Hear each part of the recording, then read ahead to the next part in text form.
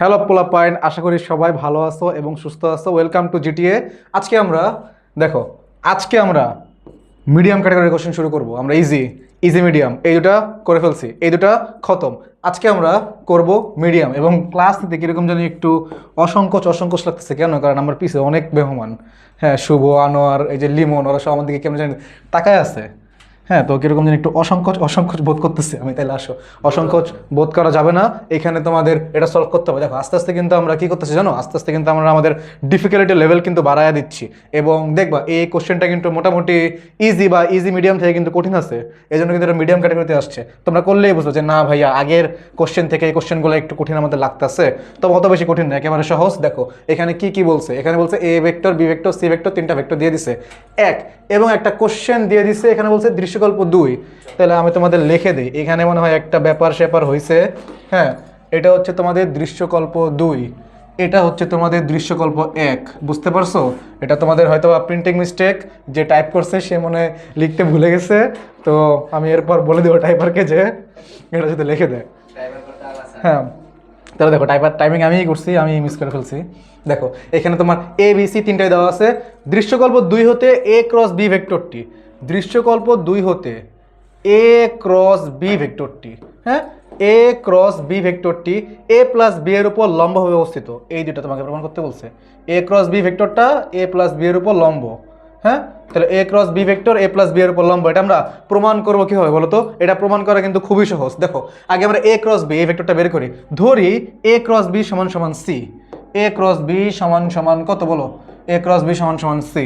তাহলে ভাইয়া যে C vector equals to A cross B, এবং এ ক্রস বি বের করার নিয়ম কি? I cap, J cap, K cap. আগে কে আছে না? তাহলে এ শকগুলো বসো। আই শক 2, জে শক 1, কে শক -1। 2 1 -1। ওকে, বি এর শক কত? 3 - 2 4, 3 -2 4। তোমাদের কি মনে আছে? তোমাদের কি মনে আছে যে কিভাবে তোমার নির্ণয় করতে হয়? দেখো প্রথমে কি লিখবা? আই লিখবা, তারপর কি করবা? ব্র্যাকেট দিবা, মাইনাস জে কি করবা? ব্র্যাকেট দিবা, প্লাস কে কি করবা? ব্র্যাকেট দিবা। দেখো এর আগে ভেক্টর অসংখ্য ভাগ তোমাদের আমি নির্ণায়ক কিন্তু শিখেছি, কিন্তু ম্যাথেও শিখেছি কিন্তু নির্ণায়ক। তাও আমি তোমাদের একটু বলে দিচ্ছি, যারা যারা মনে করে আমার মধ্যে একটু দুর্বল, যারা পারো না, তাদের জন্য আমি একটু বলে দিচ্ছি যে দেখো, যখন তুমি আয়ের এই গ্যাপটা ফিল আপ করবা, তখন তুমি কি করবা? আয়ের সারি বাদ দিবা, আয়ের কলাম বাদ দিবা। কে কে থাকে? যে দেখো ওর সাথে ওকে গুণ দিবা, বিয়োগ ওর সাথে ওকে গুণ দিবা। ব্যাপারটা কি বুঝতে পারছো? তো আমি যা বললাম তা অনুযায়ী আমি ম্যাথটা করে ফেলি। দেখো এখানে আয়ের সারি বাদ দিলে, কলাম বাদ দিলে কি হবে? 4 ওকে 4 মাইনাস 2 ওকে 2 মাইনাসে মাইনাসে প্লাস, তাহলে 2 ওকে 2। ওকে, জেডটা তাহলে বলো তো জেডটা কী হবে? জেডটা কী হবে বলো? জেডটা কী হবে? যে সারি বাদ দাও, জের কলাম বাদ দাও, কী হবে? এই 2 এর সাথে 4 গুণ করবা, মাইনাস 1 এর সাথে 3 গুণ করবা। ওকে, তাহলে এইখানে আমরা যেটা বললাম সেটা যদি করে ফেলি, দেখো 2 এর সাথে যদি 4 গুণ করি, 4 দুগুণা 8, 4 দুগুণা 8। ওকে, তারপর কি? এখানে মাইনাস 3 ওকে 3 -3, তার মানে +3। ওকে, বুঝতে কি পারলা? তাহলে সিমিলারলি আমি কে করে ফেলি? কে কী হবে বলো তো? সারি বাদ দাও, কলাম বাদ দাও। 2 ওকে 2 -4। ওকে, মানে 2 দুগুণা 4 -4 -3 -7। ওকে, তাহলে এখানে কত হবে? 4 থেকে 2 বাদ দিলে হয় টয়েস আই। ওকে, 8 আর 3 কত? 11 -11 জে, -4 -3 -7 কে। আশা করি তুমি এটা বুঝতে পারছো। তাহলে প্রথমটা তুমি বুঝতে পারছো। তারপর দেখো, তারপর আমরা ফার্দার আগাই। এখানে আমরা ফার্দার আগাই। আচ্ছা, এখানে না করি, এখানে না করে আমরা এটা এদিকে করি। দেখো তারপর বলছে এ প্লাস বি। আমরা ধরি ডি ভেক্টর সমান সমান এ প্লাস বি, ডি ভেক্টর সমান সমান এ প্লাস বি। তাহলে এ আর বি আমি যদি যোগ করি, তাহলে বলো তো কী হবে? দেখো 2i + 3i কত I? 5i plus J -2j হবে হচ্ছে -j। তারপর কি বলো তো? -k + 4k + 3k। ওকে, এখন তোমাকে কোশ্চেন করছে কি? এখন তোমাকে কোশ্চেনে বলছে দেখো দুইটা ভেক্টর কি লম্বভাবে অবস্থিত, এটা তোমাকে প্রমাণ করতে বলছে। দুইটা ভেক্টর লম্বভাবে অবস্থিত। যদি দুইটা ভেক্টর লম্ব হয়, তাহলে আমরা কি জানি? তাদের ডট গুণফল সমান সমান কি হয়? 0 হয় না? দেখো এ cross B A plus B এর উপর লম্বভাবে অবস্থিত, অর্থাৎ এ ক্রস বি এবং এ প্লাস বি এর ডট গুণফল কি হবে? 0 হবে। তাহলে এখানে কি সি এবং ডি, এটা ডট গুণফল 0 হবে। তাহলে প্রশ্ন মতে আমি এটা লিখি। দেখো প্রশ্ন মতে সি ডট ডি সমান সমান যদি 0 হয় তাহলে কি হবে, সি ডট ডি সমান সমান যদি 0 হয় তাহলে দুটি ভেক্টর পরস্পর লম্ব হবে। এখানে খেয়াল করো তো, সি এর আয়ের সহগ কত 2, এখানে আয়ের সহগ কত 5, 5 দুগুণা 10, ওকে। আয়ের সহগ গুণ ডট গুণ করার নিয়ম, যে সহগ কত -11, এখানে যে সহগ কত -1, -11 -1, -11 -1, তাহলে কত হয় বলো তো, এটা কি আদৌ কি মিলবে? -11 -1 তার মানে হচ্ছে +11, ওকে, +11 প্লাস এখানে কত দেখো -7 +3, 3 7 21 -21, তাহলে 11 আর 10 কত 21, -21 = 0। অতএব সি ও ডি ভেক্টর পরস্পর লম্ব। আশা করি তোমরা বুঝতে পারছো, যখন দুইটা ভেক্টরের ডট গুণফল 0 হবে তখন ভেক্টর দুটা লম্ব হবে, ওকে। তাহলে এই গ শেষ, এখন আসো ঘ করি। ঘ কি বলছে দেখো তো, দৃশ্যকল্প 1 হইতে, এই যে দেখো এটা হচ্ছে দৃশ্যকল্প 1, এটা হচ্ছে দৃশ্যকল্প 1। দৃশ্যকল্প 1 হতে উদ্দীপক অনুযায়ী গাণিতিকভাবে যাচাই করো যে P + Q = R। দেখো এটা কিন্তু তোমার ত্রিভুজ বিধি, এটা কিন্তু তোমাদের ত্রিভুজ বিধি যে P + Q = R। তাহলে এটা করা খুবই সহজ, এটা করা তেমন কঠিন কিছু না। তোমরা যদি ত্রিভুজ সূত্রটা একটু পারো তাইলেই বুঝতে পারবে যে না এবারটা একেবারে সহজ। আমি তোমাদের দেখাচ্ছি যে P + Q = R কীভাবে প্রমাণ করতে হয়, ওকে। প্রথম তুমি খেয়াল করো যে P কোথায় আছে, এটা একটু খোঁজো। আসো আমরা একটু কি করি, একটু কালি নেই, যে দেখো তুমি একটু P খোঁজো, দেখো তো যে P, এই Pটা বলো তো কোন ত্রিভুজে আছে, দেখো এই P কিন্তু এই ত্রিভুজে আছে, এই। তাহলে আমি প্রথমে এই ত্রিভুজটায়, ত্রিভুজ NLO, এই ত্রিভুজে আমরা ত্রিভুজ বিধি ফেলাবো, ত্রিভুজ সূত্র ফেলাবো। তাহলে বলো তো এই ত্রিভুজটায় আমরা যদি ত্রিভুজ সূত্র ফেলি তাহলে বলো তো কি হওয়ার কথা, দেখো ত্রিভুজ NLO হতে, ভাইয়া বলো তো আমরা কি জানি ত্রিভুজ সূত্র কাকে বলে?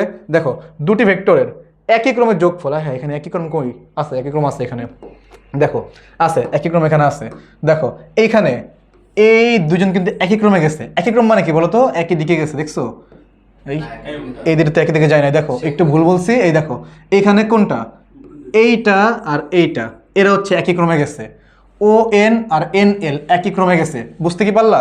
তাহলে একই ক্রমে দুটি ত্রিভুজের যোগফল, আসো যোগ করে ফেলি, একই ক্রমে দুটো ত্রিভুজের যোগ করে ফেলি, তাহলে কি কি আছে ON, অর্থাৎ ON মানে কি বলতো বি ভেক্টর। তাহলে এখানে হচ্ছে বলতে পারো বি ভেক্টর, আর এখানে কি পি ভেক্টর। তাহলে একই ক্রমে দুটি ভেক্টরের যোগফল বিপরীত ক্রমের সমান, তাহলে বিপরীত ক্রম কোন দেখেন, এই যে দেখো OL, তাহলে এটা হচ্ছে এ ভেক্টর, তাহলে এ, তাহলে এই পি সমান সমান তুমি কি লিখতে পারো বলো, পি সমান সমান তুমি লিখতে পারো A - B, এটাকে তুমি 1 নম্বর ইকুয়েশন দাও, ওকে। আসো এবার আমরা 2 নম্বরটা করি।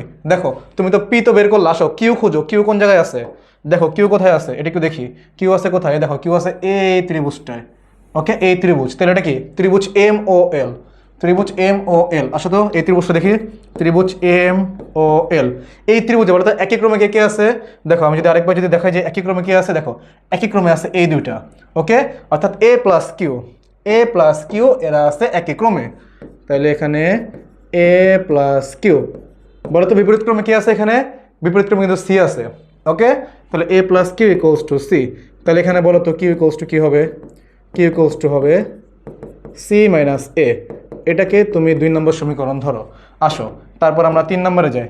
আর কোথায় আছে এটা একটু খেয়াল করো, আর কোথায় আছে এখানে বলো তো, এই আরটা ভাইয়া কোথায় আছে, এই যে আর আছে কই, এই যে দেখো এখানে, অর্থাৎ এই যে ত্রিভুজটা আছে দেখছো, এই যে ত্রিভুজটা আছে ত্রিভুজ MON।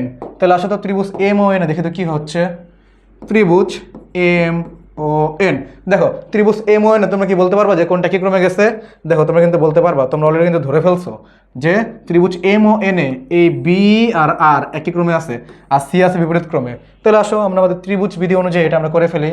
তাহলে আমরা বলতে পারি যে ত্রিভুজ MO, এটা কিন্তু আর লেখে না, এটা কিন্তু N লিখছি, কিন্তু তোমরা কিন্তু আবার ভুল বুঝো না, আমার লেখা একটু খারাপ তাই এরকম আর N একই মনে হয়। তাহলে B আর R কি হবে, তাহলে B আর R হবে একই ক্রমে, B + R এটা হবে একই ক্রমে। বিপরীত ক্রমে কোনটা আছে OM, তাই না, নাকি ভুল বলছি? হ্যাঁ ঠিক বলছি মনে, আসো দেখি প্রমাণ, ভুল হলে মনে হবে মনে করো ভুল বলছি, প্রমাণ ঠিক হলে তো ঠিক হয়েছেই।